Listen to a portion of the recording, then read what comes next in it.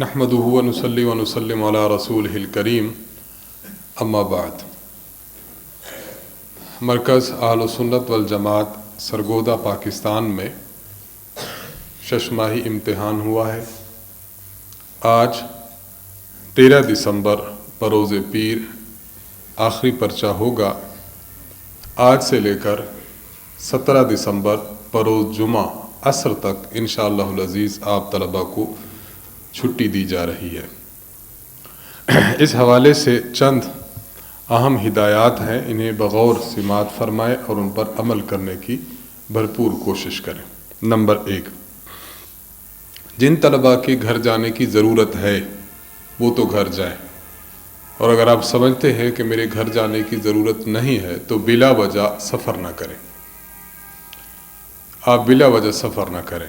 بعض طلباء سہمائی امتحان پر گھر گئے تھے، اپنا سامان سردیوں کا، اپنے گرم کپڑے ہیں، اپنی چادر ہے، اپنا بستر ہے، وہ لے آ چکے ہیں، تو دوبارہ زحمت نہ فرمائیں۔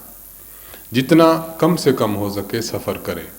ضرورت نہیں ہے مرکز میں ٹھہریں، امان و سلامتی کے ساتھ ٹھہریں، یہاں کے معمولات میں لگے رہیں، اور اگر آپ سمجھتے ہیں کہ ضرورت ہے، آپ کے سردیوں کے کپڑے، سردیوں کا بستر نہیں ہے، وہ لانا ہے، یا کوئی اور اہم مسئلہ ہے اور اہم ضرورت ہے، تو پھر گھر جائیں اور وقت مقرر پر جا کر وقت مقرر پر واپس لوٹ آئیں۔ نمبر 2، اگر گھر جانا ضروری اور ناگزیر ہے تو گھر انسان جائیں اور جا کر معمولات کا بہت زیادہ اہتمام فرمائیں۔ جب آپ گھر جائیں تو گھر جا کر نمازوں کی از حد پابندی کریں۔ بحمداللہ جس طرح مرکز میں پابندی کرتے ہیں، باجماعت نماز ادا کرتے ہیں، گھر جا کر بھی باجماعت نماز ادا کریں۔ وہاں جا کر بھی تلاوت قرآن پاک ضرور کریں۔ ذکر اللہ اگر مسجد میں ہوتا ہو تو بہت اچھا، وگرنہ انفرادی طور پر ذکر اللہ کو کی ترتیب بنائیں، معمول میں لائیں، اس کو کبھی نہ چھوڑیں۔ مرکز میں جس طرح فجر کی نماز کے بعد سورۃ یاسین، اس کے بعد ذکر اللہ اور اس کے بعد اشراق تک تلاوت ہے، اگر آپ کے ہاں مسجد میں ایسا ماحول ہے تو بہت اچھا، اگر ایسا ماحول نہیں ہے تو پھر آپ نماز پڑھیں، فجر کی نماز کے بعد سورۃ یاسین پڑھیں، انفرادی طور پر اپنا ذکر کریں اور اشراق تک مسجد میں تلاوت کریں۔ تلاوت کرنے کے بعد آپ مسجد سے گھر کو چلے جائیں۔ یہ معمول جس طرح مرکز میں آپ بحمداللہ سر انجام دیتے ہیں، یہی معمول آپ کا گھر جا کر ہونا چاہیے۔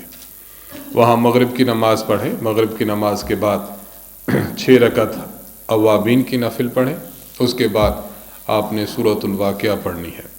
عشاء پڑھیں، عشاء کی نماز کے بعد آپ نے سورۃ الملک پڑھنی ہے۔ جس طرح یہاں مرکز میں تہجد کی پابندی کرتے ہیں، تو یہ پابندی آپ کی گھر تک ساتھ جانی چاہیے، گھر میں بھی اس کا اہتمام کریں۔ بعض ایسی چیزیں ہیں کہ جو انسان کے دیکھنے سے لوگ متاثر ہوتے ہیں اور دین کو قبول کرتے ہیں۔ جب آپ گھروں میں جائیں تو گھروں میں تہجد کا اہتمام ہو، نمازوں کا اہتمام ہو، اسی طرح تلاوت اور ذکر اللہ کا اہتمام ہو، تو اس سے لوگ خوش ہوتے ہیں۔ لوگ پھر اپنے بچوں کو مرکز کی طرف، مدارس کی طرف بھیجنے کی ترتیب بناتے ہیں کہ یہ بہت اچھا نظام ہے جس میں طالب علم معمولات کی پابندی کرتے ہیں، نیک اعمال کی پابندی کرتے ہیں۔ تو جس طرح اعمال کی پابندی ہم مرکز میں کرتے ہیں، اعمال کی پابندی ہم گھر جا کر بھی کریں، اس کا بہت اہتمام کریں۔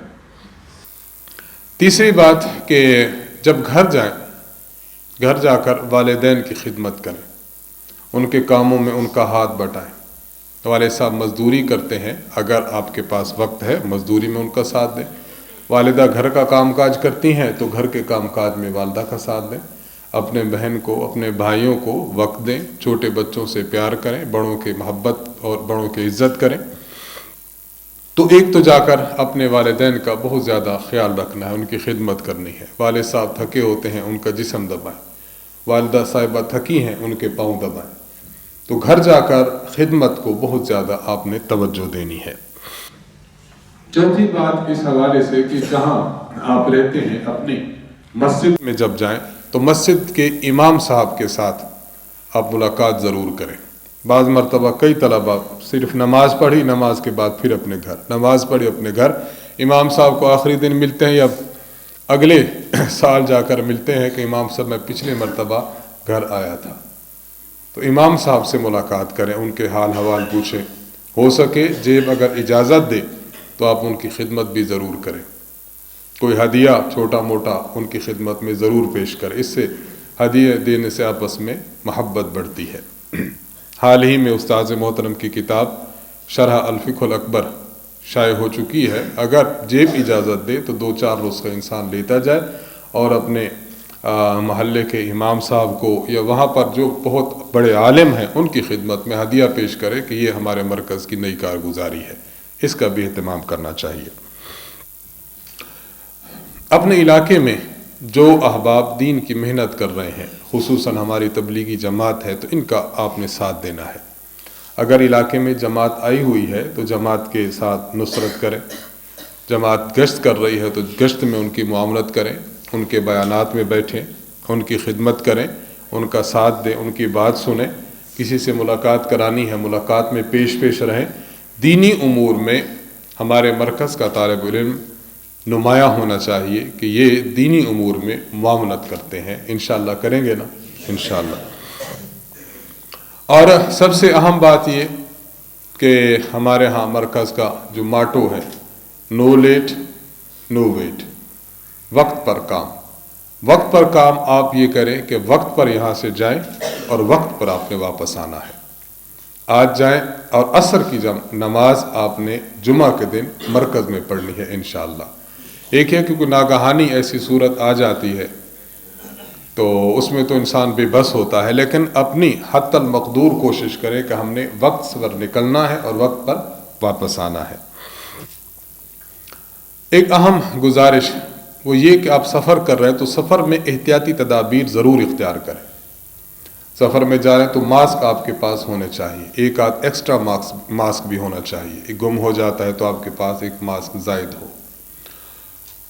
سفر میں جب انسان جاتا ہے تو سفر کی دعائیں یہاں سے پڑھ کے جائیں، ساتھ ساتھ یہ کہ اگر وقت مکروہ نہ ہو تو 2 رکعت سفر کی نماز پڑھ کے جائیں اور نماز کے بعد اللہ تعالیٰ سے دعا مانگے کہ اے اللہ ہمارے لیے اس سفر کو آسان فرما، اس کی مشکلات کو دور فرما، اگر رستے میں کوئی مصیبت اور پریشانی آتی ہے یا اللہ ہماری اس سے حفاظت فرما۔ سفر کے لیے 2 رکعت نماز نفل بھی پڑھیں اور ساتھ ساتھ یہ کہ اللہ تعالیٰ سے دعا مانگ کر بھی انسان جائے تاکہ اس کا سفر بخیر اور بآسان ہو۔ سفر میں بہت احتیاطی تدابیر یہ کہ سفر میں کسی سے کوئی چیز لے کر نہ کھائیں، کوئی نہیں پتہ کہ مسافر کس طرح کا ہے، آپ کو کوئی چیز دے جو نشہ آور ہو، پھر نقصان ہو جاتا ہے۔ کسی سے کوئی چیز لے کر نہ کھائے۔ ہمارے ہاں بحمد اللہ تعالیٰ آپ جب امتحان سے پرچے سے فارغ ہو چکے ہوں گے تو کھانا آپ کا تیار ہوگا۔ کوشش کریں کہ کھانا مرکز سے کھاتے ہوئے جائیں، اور جب گھر پہنچے تو کھانا گھر جا کر کھائیں، رستے کی چیز کھانے سے حتی الامکان احتراز کریں۔ ہاں اگر بھوک زیادہ ہے کوئی بندہ بسکٹ لے لیتا ہے، کوئی جوس خرید لیتا ہے، لیکن کسی سے کوئی چیز لے کر کھانے سے بہت زیادہ احتراز کریں۔ اسی طرح سفر میں کسی سے بحث و مباحثہ نہ کریں، کسی بھی قسم کی کوئی بحث نہ کریں، بس اپنے کام سے کام رکھیں۔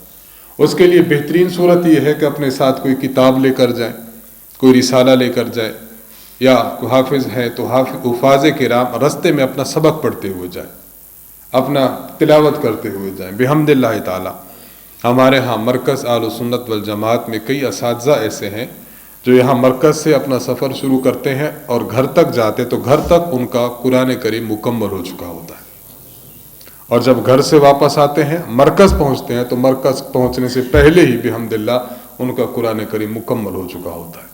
یہ ترتیب بنانے کی کوشش کریں۔ مکمل قرآن کریم ختم نہیں کر پاتے، کچھ پارے تو کر پائیں گے، بٹ اپنی توجہ اپنے علوم کی طرف دیتے رہیں۔ اور یہ سفر ایسا ہوتا ہے، سفر میں آپ سوچیں، اپنی پڑھائی کی کمزوری ہے اس کو سوچیں، اعمال کی اگر کمزوری ہے اس کو سوچیں، اس کو دور کرنے کی کوشش کریں۔ اپنے علاقے میں دینی کام کرنا ہے، اس کے لیے کیا کرنا چاہیے؟ تو اگر ہم اپنے ہی آپ میں مگن رہتے ہوئے اپنا سفر جاری رکھیں گے تو پھر بحث و مباحثہ کا، کسی سے بات چیت کا موقع بہت کم ملے گا۔ اس کا انسان کو بہت زیادہ خیال رکھنا چاہیے۔ اور آپ کا سفر زیادہ دور کا نہیں ہے، قریبی سفر ہے، اور آپ کو زیادہ کوئی پرابلم اور پریشانی نہ ہو تو بہتر یہ ہے کہ رستے میں اگر کوئی ایسا سوار آتا ہے، مسافر ہے جو بوڑھی عورت ہے، اس کو سیٹ کی ضرورت ہے، تو آپ اس کو سیٹ دیں۔ اگر کوئی بوڑھا شخص ہے، کمزور ہے، ضعیف ہے، اس کو سیٹ کی ضرورت ہے، آپ جو ہے وہ ذمہ داری کا احساس کرتے ہوئے اپنی سیٹ اس کو دے دیں۔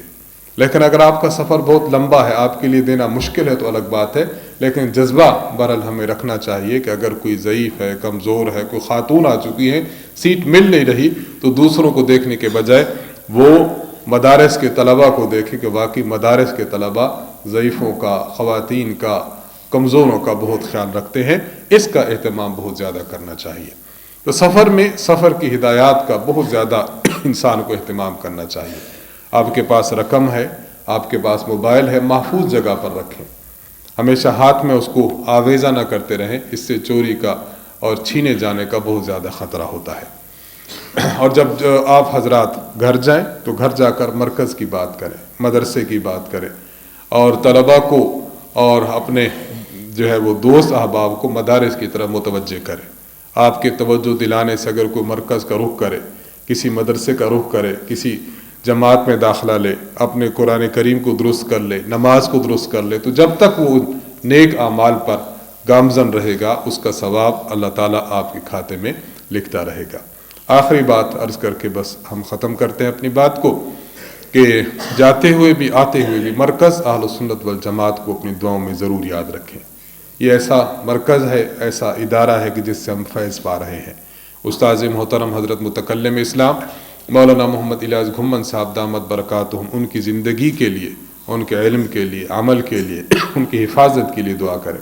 تمام اساتذہ کرام کی حفاظت کے لیے دعا کریں، تمام طلباء کی حفاظت کے لیے دعا کریں، اور مرکز کی ضروریات کے لیے دعا کریں کہ اللہ تعالیٰ مرکز کی ضروریات کو خزانہ غیب سے پورا فرمائے۔ انہی کلمات کے ساتھ ہم دعا کر لیتے ہیں، اللہ تعالیٰ خیر و عافیت کے ساتھ آپ کو گھر لے جائے، خیر و عافیت کے ساتھ آپ کو واپس لائے۔ اللہ تعالیٰ آپ کے حافظے میں، ذہانت میں ترقیات عطا فرمائے۔ جو آپ نے پڑھا ہے اللہ عمل کی توفیق عطا فرمائے، جو نہیں پڑھا اللہ تعالیٰ اس کو بھی آپ کے لیے آسان فرمائے۔ وآخر دعوانا ان الحمد للہ رب العالمین۔